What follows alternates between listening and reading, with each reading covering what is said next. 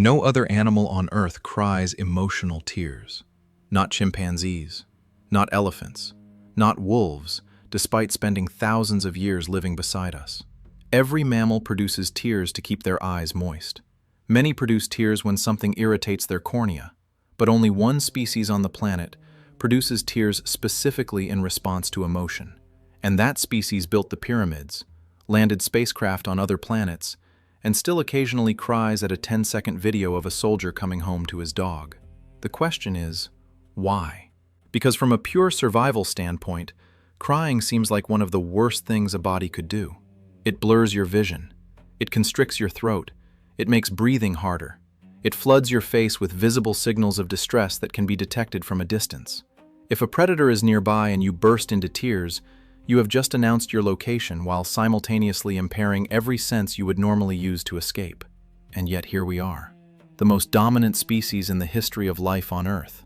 Crying at movies, crying at songs, crying at strangers' stories on the internet, crying at sunsets, crying at music that doesn't even have words. Scientists have been puzzling over this for a long time. Even Charles Darwin, the man who worked out how life itself evolves, couldn't explain emotional tears. In 1872, he called them purposeless. His best guess was that they were a meaningless biological leftover from infant screaming, an accident, a habit the body never bothered to drop. What Darwin didn't know is that crying may be one of the most sophisticated social communication systems the human body ever developed. And to understand why, you have to start with something most people have never thought about. Not all tears are the same. Your eyes are producing tears right now, not because you're emotional, not because of an onion, just because your eyes need constant moisture to function. Every time you blink, a thin film of fluid spreads across your cornea. Without it, your vision would deteriorate within hours. These are called basal tears, and every mammal with eyes produces them. Then there are reflex tears. When smoke enters your eyes, when you cut onions, when wind hits your corneas too hard, your tear glands flood your eyes with liquid to flush out the irritant. Most animals produce reflex tears too. It's a straightforward physical defense mechanism. But then, there is a third kind. Psychic tears. Emotional tears. Tears your body produces not because of physical irritation, not because your eyes need moisture, but because of something you are feeling. Here is what makes them genuinely strange. Emotional tears have a different chemical composition from the other two types. They contain higher concentrations of stress hormones, including cortisol and adrenocorticotropic hormone. They contain leucine enkephalin, a natural pain-killing compound. They are, chemically speaking, a completely different substance from the tears your eyes produce just to stay healthy. Your body doesn't simply leak water when you feel overwhelmed. It manufactures a specific, chemically distinct substance and releases it through your eyes. No other animal on Earth does this. Charles Darwin spent years trying to find a reason it happened. He was writing a book about emotional expression across animals, trying to find evolutionary logic behind the gestures, sounds, and behaviors that species use to communicate. For most behaviors, he found clear explanations. Fear dilates pupils to improve vision in low light. Anger makes animals puff up and expose their teeth to appear more dangerous. Even blushing had a plausible social signaling explanation, but tears defeated him. Darwin concluded that emotional crying in adults was essentially a side effect of infant screaming. When babies cry loudly for extended periods, the muscles around the eyes contract hard enough to stimulate the tear glands. His theory was that adults simply preserved this habit from early childhood long after it stopped serving any function. A biological echo, a leftover. Most scientists accepted this for a long time. Emotional tears were vestigial, purposeless, an evolutionary accident that natural selection had simply never bothered to remove.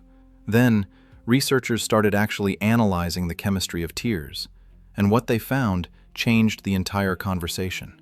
In the 1980s, a biochemist named William Fry became interested in something almost no one had examined before. People consistently reported feeling better after crying. Not just emotionally different, but physically calmer. Tension released, stress settled somewhere quieter. He wanted to know if this was just psychology or if something real was happening in the body. Fry collected emotional tears from volunteers and compared their chemistry to reflex tears produced by cutting onions. and the difference was striking.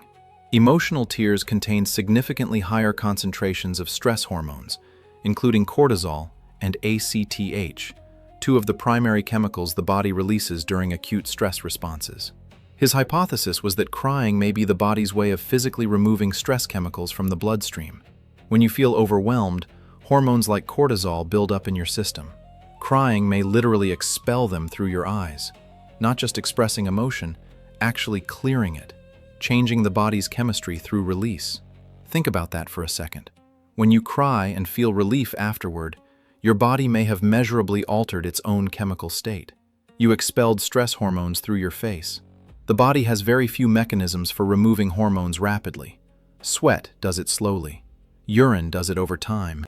But emotional tears may represent a faster, more targeted release system specifically calibrated to emotional overload, not purposeless. A biological pressure valve with a specific chemical function. But if crying is a chemical release mechanism, why does it need to involve the eyes at all? Why not just a deeper breath, or a scream, or elevated heart rate? Why tears? Because crying does something else, something that may be even more important. Here is a fundamental problem that every social animal eventually faces: deception. Any creature living in a group faces pressure over time to manipulate other group members, to appear stronger than it is, more capable, more stable, more trustworthy. Deception can be enormously useful in the short term. If you can convince your group that you're fine when you're struggling, you might receive more resources, more protection, more social status, which means any communication signal can, over generations, become vulnerable to faking, to exaggeration, to performance, except the ones that are physically impossible to fake convincingly. Evolutionary biologists call these honest signals. They are signals that either cost something real to produce or are physically tied to internal states in ways that cannot easily be counterfeited. An animal genuinely fleeing danger moves differently from one pretending to flee. Genuine physiological arousal produces visible changes that voluntary mimicry rarely replicates fully. Emotional tears may be one of the most powerful, honest signals the human body produces. When you cry, your vision blurs. Your throat constricts. Your breathing pattern changes in specific, involuntary ways. Your face reorganizes itself around a set of muscle movements that are extremely difficult to replicate voluntarily with any consistency. And critically, all of these physical changes genuinely impair you. You cannot fight effectively while crying. You cannot run efficiently. You cannot easily deceive, threaten, or strategize with blurred vision and an unstable breathing rhythm. When a human produces emotional tears, the body is physically broadcasting, "I am genuinely overwhelmed. I am not a threat right now. I am in a state of real distress or real emotional openness." And this signal is extremely difficult to fake convincingly over time. Studies have found that humans are remarkably accurate at detecting genuine emotional crying versus performed crying. Even without being able to articulate why, people pick up on subtle mismatches between the tears themselves and the surrounding cascade of physical responses. Breathing irregularity, micro-muscle movement around the eyes, vocal quality. Genuine crying recruits the whole body. Fake crying rarely coordinates all of it, which means that in a small, tightly bonded human group living together for years, watching someone cry was receiving reliable information about their actual internal state, not performance. Honest signal. Now here is where the social mechanics become extraordinary. Researchers studying human responses to tears have found something consistent and surprising. When people see genuine emotional tears in another person's eyes, specific neural regions activate. Areas associated with empathy and pro-social motivation. Areas tied to the reduction of threat perception. Areas connected to the impulse to approach rather than avoid. In 2011, researchers found that simply having male subjects smell emotional tears from a woman, without showing them any visual cues at all, measurably reduced testosterone levels and self-reported aggressive feelings. The chemical signal of human distress, carried in tears, literally altered the hormonal state of the people around them, through smell. Think about what that means in a group survival context. A crying group member signals genuine vulnerability. The group's aggression toward that member decreases. protective and pro-social responses increase. Resources, comfort, and attention flow toward the person in distress. In a world without hospitals, without any external infrastructure for managing crisis, having a built-in biological mechanism to signal, "I am not okay, and my group needs to know it," may have been the difference between surviving a devastating loss and disappearing quietly into collapse. Ancient humans who could cry effectively may have survived hard times better than those who couldn't. Not because tears are magical, but because tears called the group together in a way no other signal quite replicated. Acoustic and visual simultaneously. Honest in a way that was very hard to fake, and chemically calibrated to reduce aggression and trigger care in the people who witnessed them. Humans are a cooperative species to an unusual degree. We survived not because of claws or speed or size, but because groups held together through hardship. And groups hold together partly because members can broadcast their emotional states honestly enough for others to respond to them. Tears may be one of the oldest mechanisms the human body ever developed for keeping that connection alive. But here is where crying becomes genuinely strange. Humans don't only cry at real distress. They cry at movies, at books, at songs, at commercials, at stories about people they have never met and will never meet, at characters who do not exist. No other animal does this. You can make a dog temporarily anxious with a frightening sound, but no dog has ever cried at a tragic scene in a film. No chimpanzee, despite their genuine emotional depth, has ever produced tears while watching a character experience loss on a screen. No elephant has ever wept at a piece of music. Only humans cry at things that pose no direct threat, involve no real loss, and concern people who don't exist. Psychologists call this fiction-induced emotion, and brain imaging research shows it is not purely metaphorical. The brain activates overlapping neural patterns whether it is processing a real emotional event or a vividly imagined one. When you watch a character grieve in a film, your brain processes it using the same architecture it would use for witnessing real grief. Your body responds accordingly, including, in many people, with tears. This may have begun as a feature, not a bug. Storytelling is ancient. Hunter-gatherer societies used stories to transmit survival information across generations, to rehearse threats before they arrived, to practice emotional responses to scenarios that hadn't happened yet. A story about grief prepared people to process real grief when it came. A story about betrayal trained social instincts before betrayal had to be navigated in real life.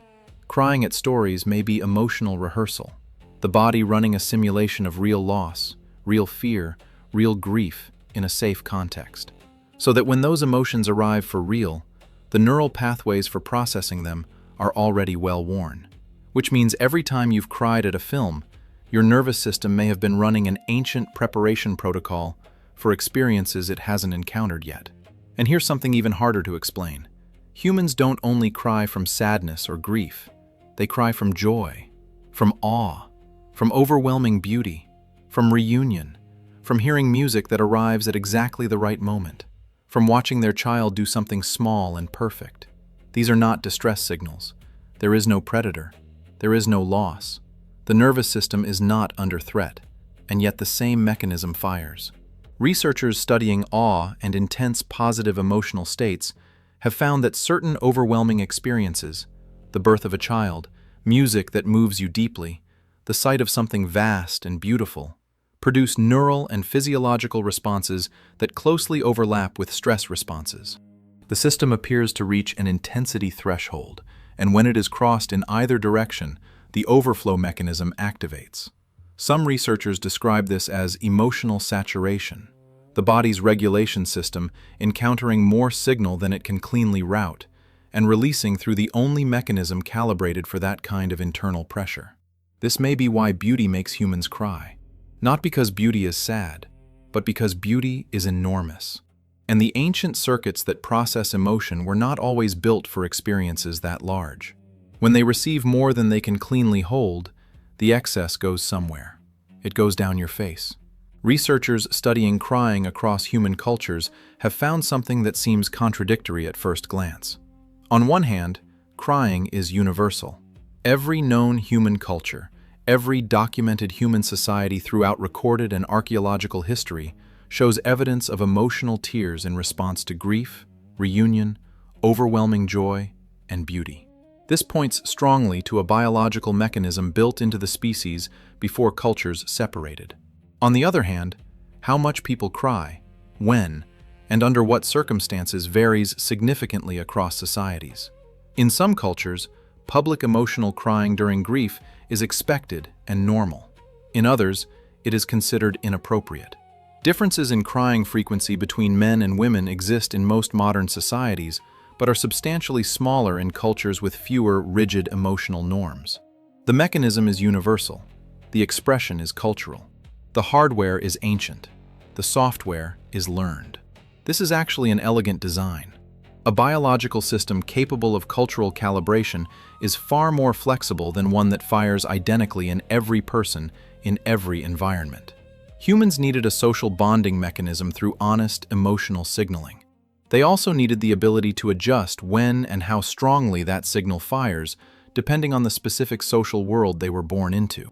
Your capacity to cry is older than your civilization. What triggers it, and how freely you allow it, was shaped by every person who raised you. There is something worth knowing about newborns. Babies cry from the first hours of life, loudly, desperately, constantly. But for the first several weeks, they produce no emotional tears. Their tear glands are not yet fully mature. They generate enough moisture to protect the eyes. But the system for producing emotional tears comes online weeks later, usually somewhere between 3 and 12 weeks after birth. This tells us something important about what crying is. Infant crying begins as pure acoustic signaling. The goal is to trigger caregiver response through sound. Hunger, cold, fear, pain, all fire the same alarm through the same channel: noise. Tears come later. They are a visual layer added onto the acoustic one. By the time a baby begins producing genuine emotional tears, it is entering a more complex social environment, where being seen matters as much as being heard. Adult crying works the same way. It is acoustic and visual simultaneously. The sound informs, the tears confirm, honestly, in ways that are extremely difficult to imitate. Together, they form a complete broadcast, transmitting on 2 channels at once, harder to miss, harder to dismiss, harder to mistake for something it is not. Modern culture has a complicated relationship with all of this. For much of recent history, particularly in Western societies, crying in public, and especially crying in men, has been treated as weakness, unprofessional, undignified. And the research suggests this suppression carries a measurable cost. Studies on emotional suppression consistently show that deliberately preventing emotional expression elevates physiological stress markers. Heart rate increases, cortisol levels remain elevated, self-reported distress rises. The body is primed to discharge. When the discharge is blocked, the pressure remains. If emotional tears function partly as a chemical release valve and partly as a social signal calling the group toward a distressed member, then suppressing both of those mechanisms simultaneously removes both the physiological benefit and the social one. The stress hormones accumulate without exit. The social environment never receives the signal. The group cannot respond to something it was never allowed to see. This doesn't mean crying is appropriate in every context. Human social intelligence has always included knowing when and where to show vulnerability. But treating the mechanism itself as a defect may be one of the stranger things modern culture does to biology that is far older than any cultural norm ever imposed on it. We have no direct fossil evidence of emotional tears. Soft tissue does not survive tens of thousands of years. The precise moment humans evolved the capacity for psychic crying is lost to time. But we have something else. We have evidence of grief. Ancient burial sites going back more than 100,000 years show signs of deliberate care. Bodies arranged thoughtfully, objects placed beside them. In some sites, ochre pigment and what may be flowers near the remains. These are not random. These are purposeful acts performed by people who stopped, stayed, and marked the moment of loss. Something in those people moved them to do that. Whether tears fell across those ancient graves, we cannot say. But the emotions that produce tears, grief, love, the crushing awareness that something precious has ended, those were present in those moments, undeniably present, and they are still present now, unchanged. older than writing, older than cities, older than anything humans ever constructed or destroyed. Crying still seems, on the surface, like a strange design. It physically impairs you. It makes you visible. It announces vulnerability to everything around you. But maybe that is precisely why it works. In a species that only survived because groups held together through impossible conditions, the ability to honestly signal distress, to call for help without a word, to demonstrate vulnerability in a way the body cannot easily manufacture on command, may have been one of the most important things evolution ever built into the human system. Your tears are not weakness. They are chemistry. They are communication. They are an ancient broadcast from your nervous system to every person around you, refined over hundreds of thousands of years of human survival. And somewhere tonight, someone is going to cry at a song, or a memory, or a sky, and not fully understand why. Now you do.